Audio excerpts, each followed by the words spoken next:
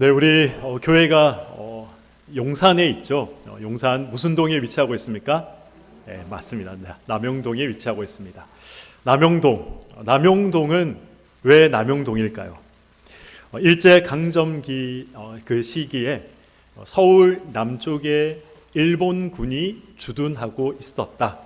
서울 남쪽에 일본의 군대가 있었다. 군영이 있었다 해서 남영동이 되었다고 합니다.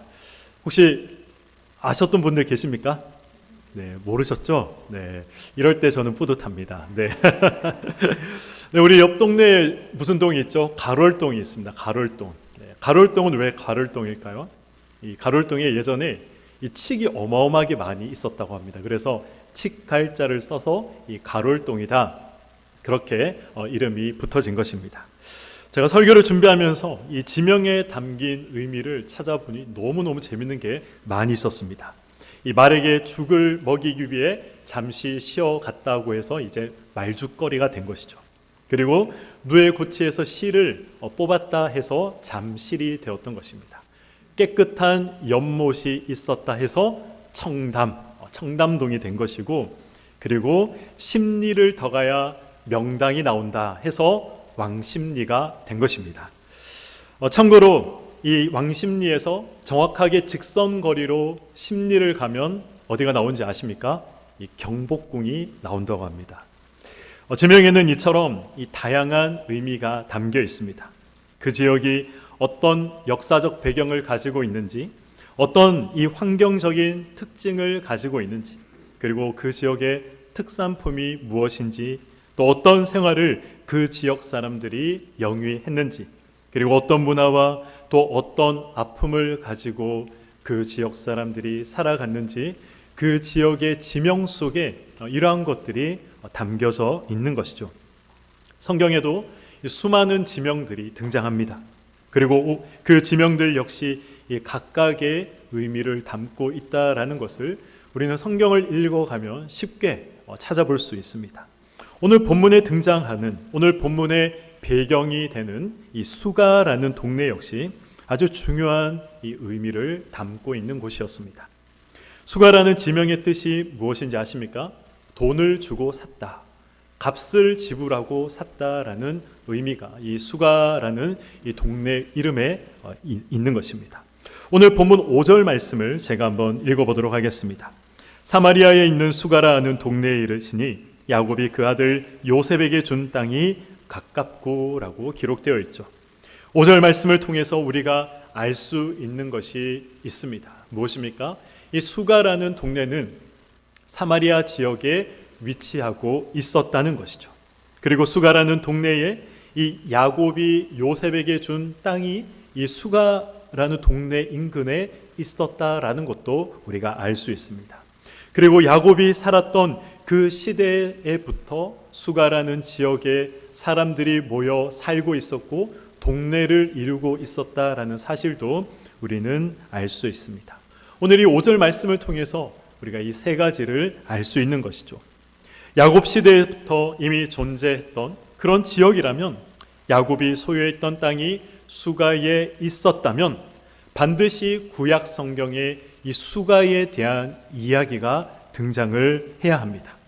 야곱이 소유했던 이 가축도 성경이 다 기록을 하고 있는데, 하물며 이 가축보다 더 중요했던 이 땅, 이 토지의 소유에 대한 기록이 없어서는 안 되는 것이죠. 이것이 아마 논리적인 생각일 것입니다. 그런데 구약 그 어디에도 이 수가라는 지명은 등장하지 않습니다. 가장 중요한 성경 인물 중에 한 사람이었던 이 야곱이 살았던 곳이기에 분명 이 구약 시대에도 이 지역에는 사람들이 살고 있었습니다. 동네가 존재하고 있었습니다. 그렇다면 이 신약에 기록된 이 수가라는 지역은 구약에서 어떤 명칭으로, 어떤 지역명으로 불려졌을까요? 창세기 33장 18절에 보시면 이런 기록이 있습니다. 제가 33장 18절 말씀을 읽어보도록 하겠습니다. 야곱이 밧단 아람에서부터 평안히 가나안 땅 세겜 성읍에 이르러 그 성읍 앞에 장막을 치고. 창세기 33장 어떤 사건이 기록이 되어 있습니까? 이 야곱과 그의 형 에서가 드디어 만나게 되는 장면이 이 33장에 기록이 되어 있습니다. 그의 형을 만난 야곱이 기뻐합니다. 그리고 또 에서는 이제 나와 함께 올라가자라고 이 야곱에게 이야기를 하죠. 내가 살고 있는 세일에 가서 나와 함께 거하자 이야기를 합니다. 그러나 야곱이 어떻게 반응합니까? 아닙니다, 형님. 지금 새끼 뵌 가축들도 많이 있기 때문에 하루라도 급히 이 새끼들을 몰고 올라가면 다 죽어버릴 것입니다. 그러니 내가 형님께 가겠으니 내가 천천히 올라갈 수 있도록 시간을 좀 주십시오라고 이야기를 합니다. 분명 세일에 올라가겠다고 약속을 하지만 야곱이 세일에 가지 않습니다. 그가 도착한 곳이, 야곱이 정착한 곳이 어디입니까? 그 땅이 바로 세겜이다라고 성경이 말씀하고 있는 것이죠. 야곱이 세겜에 정착하기 위해서 그는 무엇을 했다고 성경이 기록하고 있습니까? 창세기 33장 19절의 말씀입니다. 그가 장막을 친 밭을 세겜의 아버지 하몰의 아들들의 손에서 베크시타에 어떻게 했다고 합니까? 샀으며 구입했다. 돈을 지불하고 값을 지불하고 그 땅을 샀다라고 성경이 기록하고 있습니다. 야곱이 세겜에 이 장막을 치고 정착하기 위해서 세겜의 땅을 구입했다라고 기록하고 있는 것이죠. 수가라는 이 지명의 의미가 무엇이라고 말씀드렸습니까? 값을 지불하고 샀다. 돈을 주고 샀다라는 의미가 있다라고 말씀을 드렸습니다. 창세기에서 야곱이 세겜 땅을 어떻게 했다고 합니까? 돈을 지불하고 샀다. 돈을 주고 샀다. 그렇게 기록하고 있는 것이죠. 이제 수가와 이 세겜의 상관관계를 이해하시겠습니까? 오늘 본문에 등장하는 이 수가라는 지역이 바로 구약시대의 세겜으로 불려졌던 땅인 것입니다. 창세기 48장에 가시면 이 구약의 세겜이 신약에 와서 수가로 불려졌다라는 것을 더욱 명확하게 증거하고 있는 말씀이 있습니다. 창세기 48장 21절과 22절의 말씀입니다. 이스라엘이 요셉에게 또 이르되 나는 주구나 하나님이 너희와 함께 계시사 너희를 인도하여 너희 조상의 땅으로 돌아가게 하시려니와 내가 내게 내 형제보다 무엇을 더 주었다고 말합니까? 세겜 땅을 더 주었나니 이는 내가 내 칼과 활로 아모리 족속의 손에서 빼앗은 것이니라 라고 말씀하고 있습니다. 세겜을 야곱이 요셉에게 주었다라고 창세기 48장에 기록을 하고 있습니다. 다시 오늘 본문 이 5절 말씀을 제가 한번 읽어보도록 하겠습니다. 사마리아에 있는 수가라는 동네에 이르시니 야곱이 그 아들 누구에게요? 요셉에게 준 땅이 가깝고 라고 기록이 되어 있죠. 구약의 세겜이 이 신약의 수가라는 사실을 더욱 명확하게 말씀하고 있는 것입니다. 특이한 점은 창세기 33장에는 야곱이 돈을 지불하고 샀다, 돈을 주고 샀다라고 기록하고 있지만 창세기 48장에는 야곱이 칼과 활로 아모리 족속에게서 빼앗았다라는 기록이 있습니다. 야곱이 이 돈을 주고 세겜을 샀지만 아모리 족속에게 그 세겜 땅을 빼앗기게 되었던 것이죠. 그래서 그 땅을 싸워서 다시 내가 찾았다, 빼앗아 왔다라는 의미가 되는 것입니다. 그러므로 이 수가라는 지역에는 어떤 의미가 담겨져 있습니까? 돈을 주고 샀다라는 이 단어적인 의미가 있는 것이고 싸워서 빼앗아 왔다라는 이 역사적인 의미가 이 수가라는 지명에 담겨 있는 것입니다. 이런 의미가 있는 사마리아 수가에 누가 찾아오셨습니까? 예수께서 찾아오셨습니다. 왜 찾아오셨습니까? 예수께서 한 여인을 피로 값주고 사기 위해, 원수의 손에서 빼앗아 오기 위해 예수께서 이 수가에 오셨던 것입니다. 이 사실을 선명하게 드러내기 위해서 예수님은 지금 수가라는 동네를 배경 삼아 우리에게 이 사실을 말씀하고 있는 것이죠. 저는 오늘 설교를 준비하면서 하나님의 일하심에 감탄하지 않을 수 없었습니다. 하나님의 일하심에 놀라지 않을 수 없었습니다. 수가라는 지역에 돈을 주고 샀다라는 이 의미를 입히기 위해, 빼앗아 왔다라는 이 의미를 입히기 위해 하나님은 예수께서 이 수가성 여인을 만나기 2000년도 더 이전에 이런 일들을 하나님께서 이루어 가셨던 것입니다. 이 일을 위해서 하나님은 야곱을 사용하셨고 요셉을 사용하셨고 심지어 이스라엘 민족의 원수인 아모리 족속까지 사용하셨던 것입니다. 예수께서 이 땅에 오신 목적을 선명하게 드러내기 위해 하나님은 수가라는 지역에 놀라운 의미를 입히셨던 것이죠. 중요한 것은 이 여인이 예수님을 만나고 싶어서 찾아간 것이 아니라는 것입니다. 예수님께서 이 여인을 만나기 위해 찾아가신 것이죠. 피로 값주고 사기 위해서, 원수의 손에서 빼앗아 오기 위해 예수님이 이 여인을 찾아가신 것입니다. 우리도 그렇습니다. 우리는 예수 믿을 자격이 없는 사람들입니다. 우리는 하나님의 자녀가 될 자격이 없는 사람들이고 천국의 소망을 가지고 살아갈 수 없는 자들이 바로 우리입니다. 그러나 예수께서 우리를 피로 값주고 사셨기에, 원수의 손에서 빼앗아 오셨기에 우리가 그 소망을 가지고 살아가고 있는 것이죠. 그래서 저도 여러분도 바로 이 수가성 여인인 것입니다. 수가성 여인을 향해 예수님이 던지신 첫 마디가 무엇입니까? 내가 누구냐 하는 질문입니다. 오늘 본문 6절과 7절의 말씀을 제가 한번 봉독하도록 하겠습니다. 거기서 또 야곱의 우물이 있더라. 예수께서 길 가시다가 피곤하여 우물 곁에 그대로 앉으시니 때가 6시쯤 되었더라. 사마리아 여자 한 사람이 물을 기르러 왔음에 예수께서 물을 좀 달라 하시니. 아멘.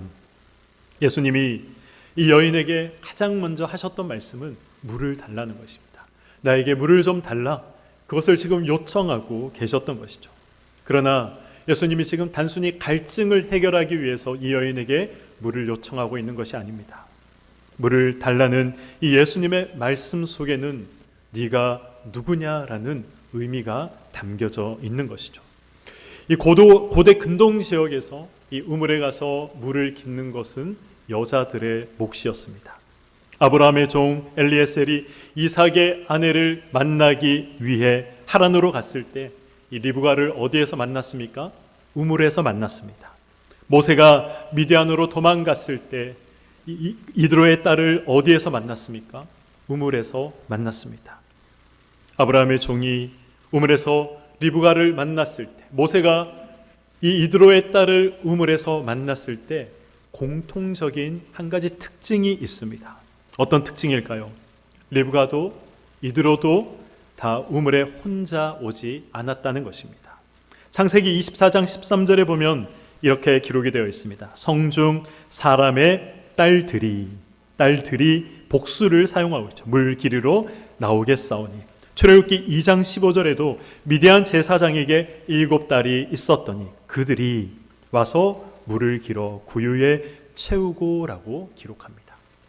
리브가도 이드로의 딸도 혼자 우물에 오지 않았습니다.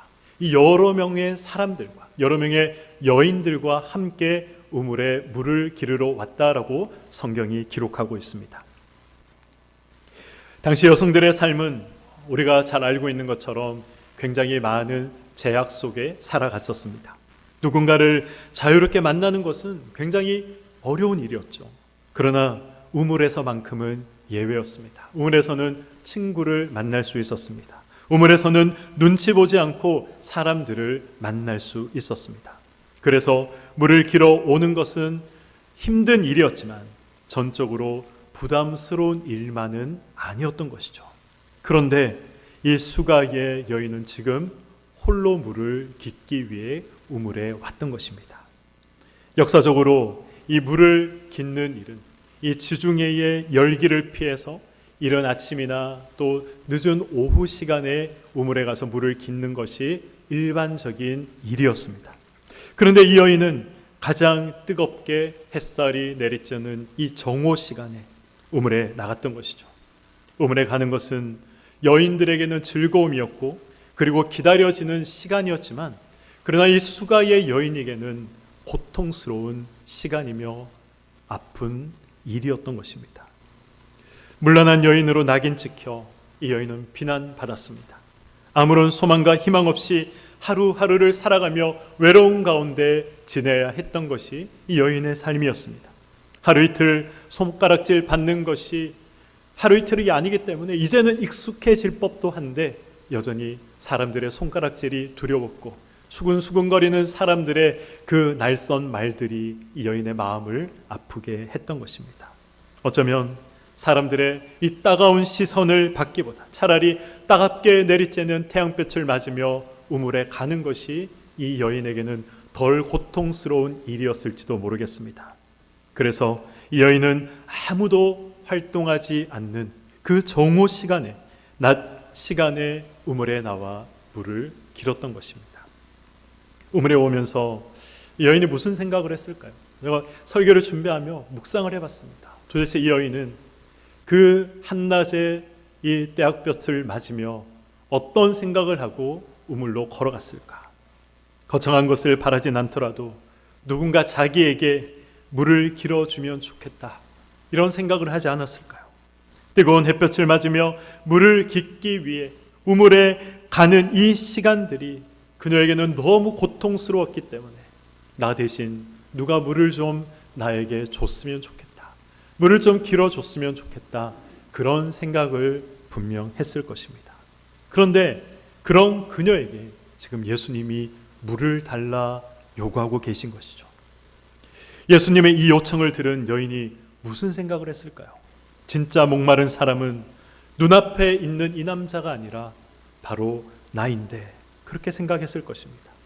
누군가에게 물을 공급받아야 하는 사람은 지금 이 남자가 아니라 바로 내가 누군가에게 물을 공급받아야 하는 형편이고 처지인데 지금 그런 자신에게 물을 달라 예수님이 요구하고 계신 것입니다.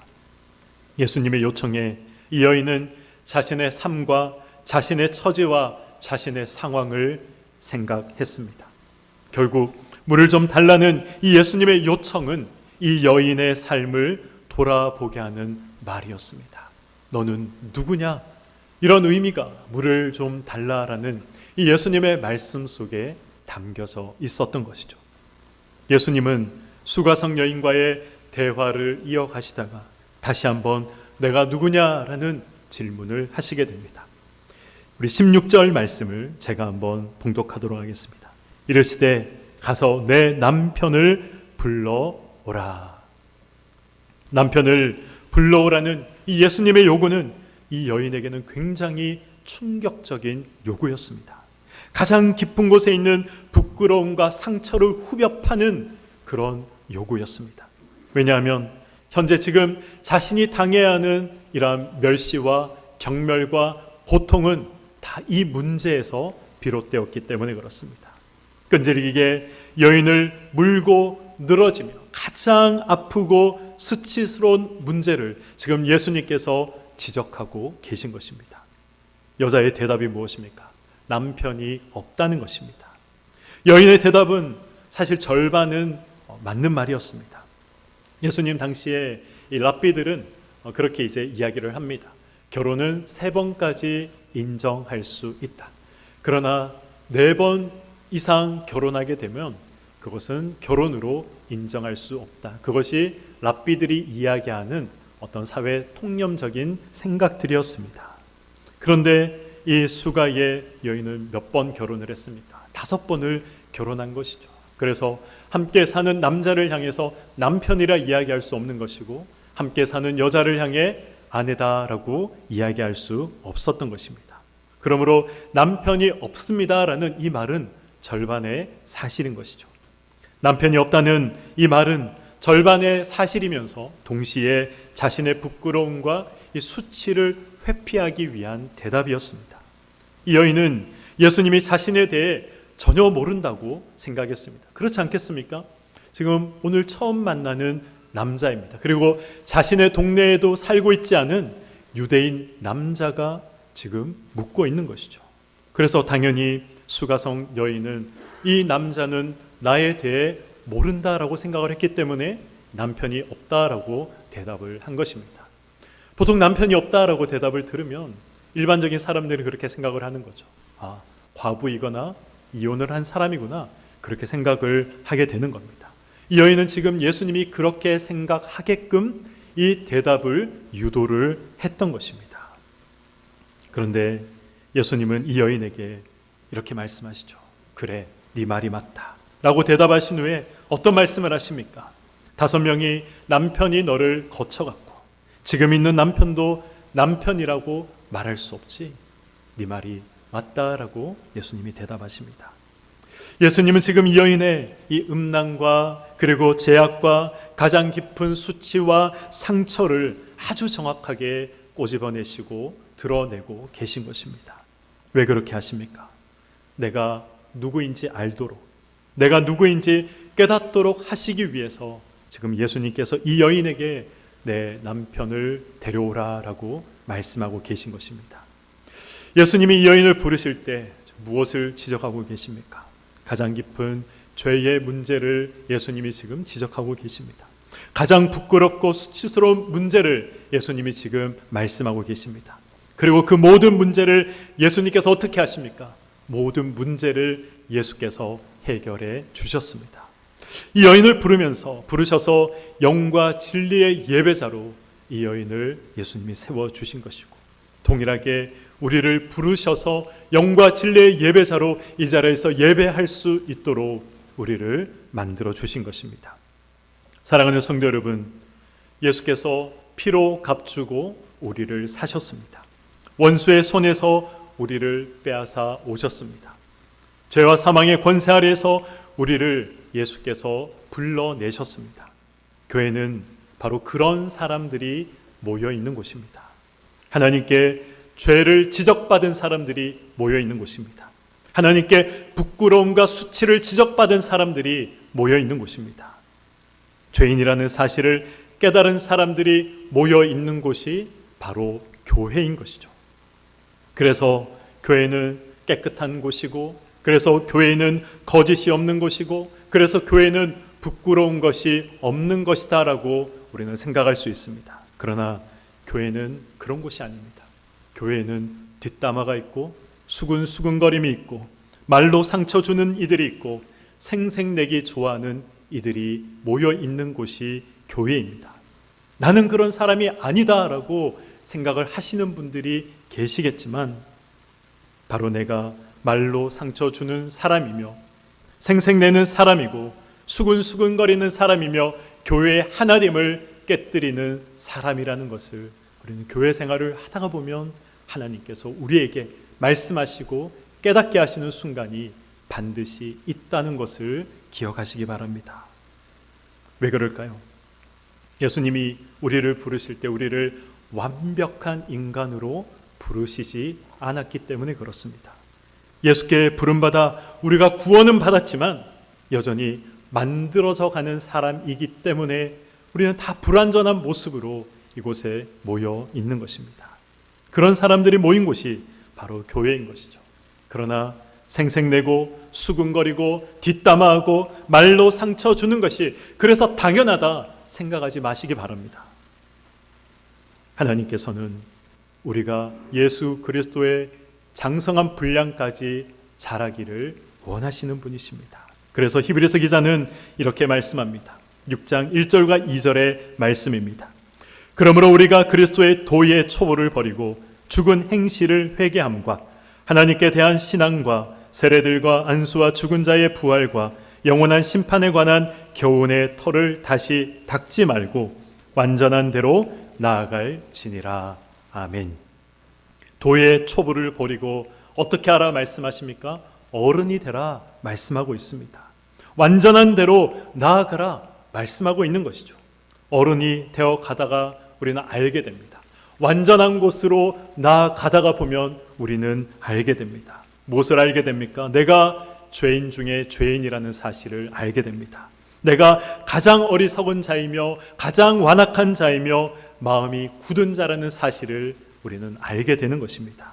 그래서 가슴을 치는 회개의 기도가 있는 곳이 바로 교회인 것입니다. 이것을 아는 곳이 교회이고 이것이 있어야 하는 곳이 바로 교회인 것입니다. 예수님이 이 수가성 여인은 예수님께 가장 이 깊은 이 죄의 문제, 가장 감추고 싶은 죄의 문제를 지적받았습니다. 남편이 5명 있었다는 이 사실을 지적받았던 것이죠. 현재같이 살고 있는 남자는 남편이라고 할 수 없다라고 예수님께서 지적하십니다. 그래서 어느 성경학자는 이 여인을 말하기를 지금 이 수가성 여인은 내연남과 함께 동거하고 있는 중이었다라고 이야기하는 그런 성경학자들도 있습니다. 예수께서 이 모든 지적을 예수께 받고 나서야 비로소 이 여인은 예수가 메시아라는 사실을 알게 되었습니다. 이 지적을 받고 나서야 비로소 이 여인은 예수를 믿는 성도가 될 수 있었던 것입니다. 성도가 무엇입니까?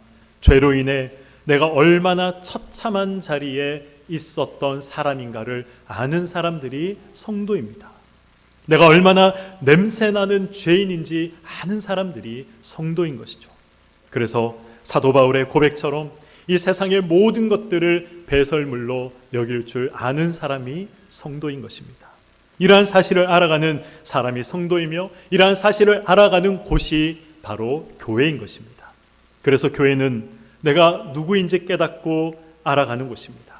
그것을 위해 예수님은 수가의 여인을 부르셨고 우리를 불러 이 자리에 세우게 하신 것입니다. 그렇다면 부름받은 우리들은 무엇을 해야 할까요? 수가성 여인에게서 우리는 그 해답을 찾을 수 있습니다. 요한복음 4장 28절과 29절의 말씀입니다. 여자가 무엇을 버리고 갔습니까? 물동이를 버려두고 동네로 들어가서 사람들에게 이르되 내가 행한 모든 일을 내게 말한 사람을 와서 보라. 이는 그리스도가 아니냐 하니. 여인은 물동이를 버려두고 마을로 뛰쳐 들어가서 예수님을 증거했습니다. 제가 이렇게 말씀을 드린다고 해서 그래 전도하자, 말씀을 전하자, 이것이 우리의 사명이다, 이렇게 말씀드리는 것이 아닙니다. 물론 그것이 우리의 사명입니다. 요한은 지금 이 사건을 기록하면서 당연히 예수를 만난 자의 삶은 예수를 증거하는 삶이 되어야 한다, 이것을 우리에게 말씀하고 있습니다. 그러나 그 이전에 우리에게 필요한 것이 있습니다. 그것은 바로 물동이를 버려두는 훈련이 우리에게 필요한 것입니다. 물동이는 살기 위해서 필요했습니다. 마실 물을 담기 위해서 반드시 필요한 것이었습니다. 그런데 그것을 버려두고 이 여인은 동네로 뛰쳐 들어갔던 것입니다. 교회는 바로 이 훈련을 하는 곳입니다. 훈련을 통해 내가 아직 버리지 못하고 포기하지 못하는 물동이가 무엇인지 깨닫는 그것이 필요한 것이고 우리는 교회에서 그것을 알게 되는 것입니다. 교회를 세우신 하나님은 우리를 부르시고 하나님의 일을 우리에게 맡기십니다. 사실 하나님께서 하나님의 일을 이루어 나가실 때 인간의 도움을 하나님이 필요로 하지 않는 분이라는 것을 우리는 잘 알고 있습니다. 그럼에도 불구하고 하나님께서는 우리를 불러 교회의 일을 감당하게 하십니다. 우리를 불러 하나님의 일을 감당하게 하십니다. 우리를 불러 하나님의 나라를 위해서 우리에게 하나님께서 짐을 지우시는 것입니다. 헌신과 봉사의 자리를 우리에게 맡기십니다. 그리고 시간과 물질을 우리에게 요구하십니다. 하나님께서 능력이 없어 우리에게 요구하는 것이 아닙니다. 이 훈련을 통해서 우리는 우리가 누구인지 깨닫게 되고 알게 되고 나의 위치를 다시 한 번 더 확인할 수 있게 됩니다. 여전히 물동이를 버리기 힘든 그러한 존재가 나라는 사실을 발견하게 되는 것이죠. 물질의 물동이, 시간의 물동이, 희생의 물동이를 포기할 수 없어 끝까지 붙잡고 있는 우리의 모습을 우리는 교회에서 발견할 수 있습니다. 그리고 이것을 하나님께서 깨닫게 하기 위해서 훈련시키시는 것입니다. 우리가 물동이를 포기할 수 없어서 그래서 어떤 마음을 가지게 됩니까? 참여하는 성도가 아니라 구경하는 성도로 남아야겠다, 이런 마음을 우리가 가지게 되는 것이죠.